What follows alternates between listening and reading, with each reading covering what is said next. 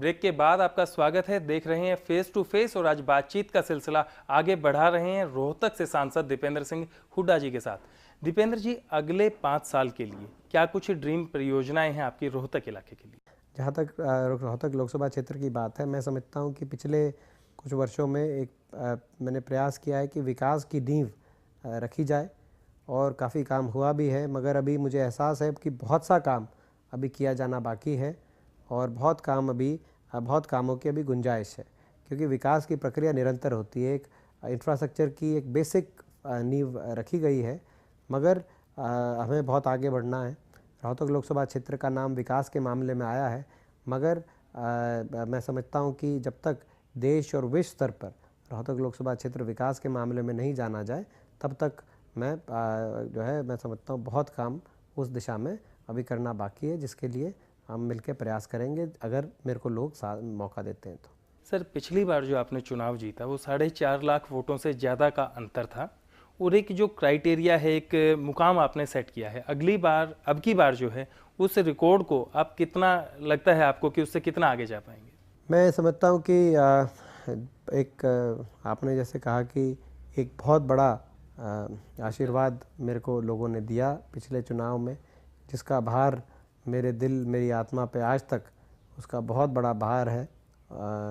और मैंने जो है वो जितना बड़ा आशीर्वाद दिया, मैं समझता हूँ उसके भार की वजह से ही मैंने इतनी मेहनत करने की मुझे जो है एक शक्ति मिली। और मैं कभी कोई रिकॉर्डों में या कोई आंकड़ों में मैं ज़्यादा विश्वास मेरा नहीं है। मैं समझता हूँ कि लोगों का बहुत जो है प्यार और साथ इस बार भी मुझे आशा है मिलेगा। सर, हमने आपको काम करते हुए देखा है। आप सुबह से लेकर रात को 11-12 बजे तक अक्सर लोगों से मिलते रहते थे और इसी वजह से लगातार डॉक्टरों ने आपको उस टाइम आराम करने की सलाह दी, आप आराम नहीं किया और अब चुनाव के अंदर जो है वो आप नहीं जा पा रहे हैं, अपना जो चुनाव प्रचार नहीं कर पा रहे हैं। क्या लगता है आपको, आपकी तरफ से जो आपने कहा कि आपकी तरफ से लोग चुनाव लड़ेंगे, किस तरह का रिवर्ट आ रहा है? काफ़ी लोग सुबह से शाम तक अब भी आपसे मिलने आ रहे हैं, कैसा रिस्पॉन्स मिल रहा है? देखिए, मैं समझता हूँ कि जहाँ तक चुनाव की बात है, ये बहुत दुर्भाग्यपूर्ण है। मुझे इसमें बहुत मेरे दिल के अंदर इस बात की पीड़ा है कि ऐसा मौका जो मैं समझता हूँ किसी भी राजनीतिक व्यक्ति के लिए चुनाव से ज़्यादा कोई महत्वपूर्ण मौका नहीं होता, तो ऐसे मौके पे मुझे खुद से लोगों के बीच में जाने का मौका नहीं मिल रहा, क्योंकि जो है कुछ मेरे से लापरवाही हुई, कुछ भगवान की जो मर्जी है उसके आगे इंसान को अपना जो है सर झुकाना पड़ता है। मगर मुझे इस बात की संतुष्टि भी है कि पिछले 8.5 वर्ष में जब लोगों को मेरी ज़रूरत थी, तब मैं लोगों के लिए खड़ा रहा। और अब जो है ऐसा कुछ भगवान ने किया है कि अब मुझे अपने लोगों की ज़रूरत है और मुझे पूरा यकीन है कि मुझे अपने से ज़्यादा अपने लोगों पे विश्वास है कि वो भी अब मेरे को ज़रूरत है तो वो भी मेरे लिए खड़े रहेंगे। सर, एक नई पार्टी कुछ दिन पहले अस्तित्व में आई, आम आदमी पार्टी। उन्होंने हरियाणा के अंदर, रोहतक के अंदर एक रैली की और उसके बाद जो आपके खिलाफ भी उन्होंने कैंडिडेट खड़ा किया और राष्ट्रीय स्तर के ऊपर आपको क्या लगता है आम आदमी पार्टी का कितना जनाधार है हरियाणा की अगर बात? मैं समझता हूँ कि आम आदमी पार्टी का बहुत, मैं समझता हूँ कि जनाधार मैं नहीं मानता। और उनकी एक शुरुआत अच्छी रही थी। शुरुआत में बहुत लोगों को लगा था, मेरे को भी लगा था कि उनकी नीयत साफ़ है और एक एक्सपेरिमेंट भारत की राजनीति में ये अच्छा प्लेटफॉर्म बन रहा है। मगर धीरे धीरे जिस प्रकार से उनका आचरण रहा, चाहे वो जब अपनी सरकार चलाई उन्होंने कुछ दिनों, वे उस समय कभी धरने में बैठने की बात आई, कभी कोई अलग अलग हर रोज़ एक नए मुद्दे को लेके मीडिया में जाने की बात आई। काम करने से ज़्यादा बड़ी बड़ी बातें करने पर उनका ज़्यादा ध्यान रहा। और उसके बाद सरकार चलाने की जिम्मेदारी से बच के भागने की चाहे बात आई, क्योंकि कहना आसान है इस देश में, पर करना बहुत मुश्किल है। इस सिस्टम में रह के आप क्या कर सकते हैं, वो एक मैं समझता हूँ असली चुनौती वहाँ पे आती है। तो कहा तो उन्होंने बहुत कुछ, मगर उस सिस्टम में जब उनको मौका मिला उस सिस्टम को चलाने का, तो वो बच के कहीं निकलने की बात उन्होंने करी। तो उस बात को लेके देश के लोगों में बहुत निराशा रही। उसके बाद भी अब भी बड़े बड़े बात बोल के लोगों पे बड़े बड़े आरोप लगा के सभी को एक नज़र से देख के, कभी ये कह के दिल्ली की मुख्यमंत्री भ्रष्टाचार में है, कभी ये कह के कि गुजरात के मुख्यमंत्री इस देश के सबसे बड़े प्रॉपर्टी डीलर हैं, कभी ये कहें कि भाई गुजरात के मुख्यमंत्री और हरियाणा के मुख्यमंत्री में कोई फ़र्क नहीं है। तो इस तरह की बात जो उन्होंने कही है, तो उस बातों को लेके मैं समझता हूँ कि लोगों में लगा है कहीं ना कहीं कि सभी को एक नज़र से देखने वाले और ख़ुद को सही बताने वाले, तो इनकी मंशा और नीयत जो मेरे को शुरू में मेरे को भी ठीक लगती थी, अब मुझे उस पर शंका होती है और देश के लोगों को भी शंका होती है।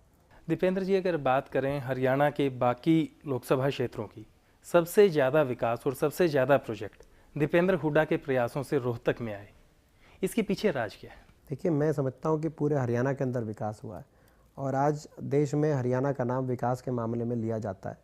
और चाहे कोई भी आंकड़ा, कोई भी मापदंड, कोई भी आकलन का जरिया विकास का हो, आज हमारे प्रदेश का विकास दर की बात हो, प्रति व्यक्ति आय की बात हो, प्रति व्यक्ति निवेश की बात हो, आज किसानों को दी जा रही सुविधाओं की बात हो, हमारे देश का जिक्र पूरे, चाहे खिलाड़ियों को दी जाने वाली सुविधाओं की बात हो, खिलाड़ियों के प्रदर्शन की बात हो, हमारे राज्य में उद्योग नीति की बात हो, तो हर चीज़ में आज देश में हरियाणा के विकास की बात आती है। तो पूरे प्रदेश में वो विकास हुआ है। और जहाँ तक रोहतक लोकसभा क्षेत्र की बात है, बतौर सांसद कुछ जो भारत सरकार के जो प्रोजेक्ट्स हैं वो आए हैं, मगर वो प्रोजेक्ट भी मैं समझता हूँ कि क्योंकि विकास तोड़ता नहीं है, विकास जोड़ता है। कुछ राजनीतिक लोग विकास को इस दृष्टि से देख सकते हैं कि विकास तोड़ने का काम करेगा, मगर विकास जोड़ने का काम करता है। अगर रोहतक से लेकर महम और हांसी तक रेल की लाइन बनेगी तो वो हिसार को और रोहतक को मिलाने का काम करेगी। रोहतक झज्जर से रेवाड़ी तक रेल की लाइन जाएगी तो वो रेवाड़ी, झज्जर और रोहतक के लिए, तीनों के लिए रेल की लाइन उतनी महत्वपूर्ण होगी, तीनों को जोड़ने का काम करेगी। तो ये कोई भी विकास की, और कई प्रोजेक्ट्स ऐसे हैं, कुछ लोग कहते हैं कि रोहतक में प्रोजेक्ट्स आ गए, मगर मैं उनसे प्रश्न उठाना चाहता हूँ, जब उनको मौका मिला था तब क्यों नहीं कोई प्रोजेक्ट आया? तब तो कोई प्रोजेक्ट आया नहीं। खुद जिनकी काम करने की नीयत नहीं रही और उस समय एक भी प्रोजेक्ट नहीं आया। पिछली भी सरकार थी इनेलो और भारतीय जनता पार्टी की, उस समय भी हमारे प्रदेश ने 10 सांसद दिए थे, जिसमें 10 सांसद में से 2 सांसद उस समय के मुख्यमंत्री के पुत्र भी थे।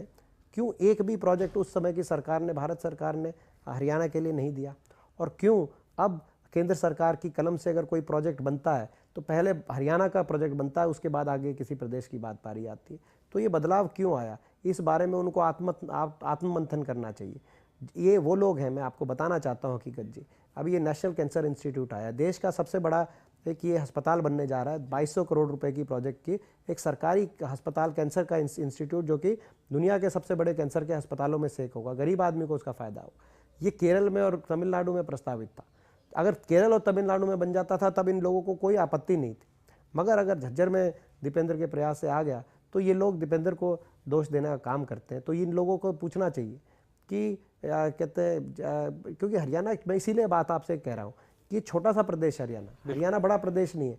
अगर राष्ट्रीय प्रोजेक्ट कोई आता है, राष्ट्रीय कैंसर अस्पताल, तो 2 घंटे के सफ़र में कोई भी व्यक्ति डबवाली से आ सकता है, जो हरियाणा का आखिरी जो है, जो छोर है, डबवाली से 2 घंटे में झज्जर पहुँच के, 3 घंटे में झज्जर पहुँच के अपना उपचार करा सकता है। तो उसमें तो इनको तकलीफ़ है, मगर अगर केरल में चला जाता और 2 दिन की ट्रेन में बैठ के उस व्यक्ति को वहाँ पे जाना पड़ता और अपना उपचार कराने, तो उसमें ये लोग खुश हैं। तो इन लोगों को आत्ममंथन करना चाहिए। सर, क्षेत्र की जनता के लिए आप क्या अपील करना चाहेंगे? क्षेत्र की जनता से तो मैं वही बात कहना चाहूँगा जो शुरू में आपसे कही थी कि भाई मैंने जब से मुझे जिम्मेदारी एक मिली थी 8.5 साल पहले, अपनी तरफ से ईमानदारी से और ठीक नीयत से उस जिम्मेदारी को निभाने की मैंने कोशिश करी है, अपनी तरफ से काम करने की मैंने कोशिश करी है। और इन 8.5 साल में मैंने अपने जीवन में इन 8.5 वर्षों में और कुछ नहीं किया है, केवल जो है काम करने की मैंने अपनी तरफ से सही नीयत से, ईमानदारी से कोशिश करी है। सबका मान सम्मान करने की मैंने अपनी तरफ से कोशिश करी है।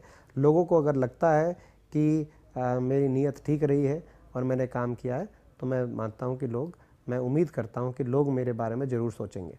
दीपेंद्र जी, हम भी हरियाणा न्यूज़ और बाकी पूरे प्रदेश की जनता की तरफ से उम्मीद करते हैं, भगवान से प्रार्थना करते हैं कि आप जल्द से जल्द ठीक हों और फिर से हम आपको उसी तरह से, उसी एनर्जी के साथ दौड़ते भागते और अपने लोगों के बीच में देखें। हरियाणा न्यूज़ से खास बातचीत करने के लिए बहुत बहुत धन्यवाद। अगले हफ्ते फिर रूबरू होऊंगा प्रदेश की किसी और बड़ी हस्ती के साथ। देखते रहिए हरियाणा न्यूज़, हकीकत का अध्ययन। को दीजिए इजाज़त। नमस्कार।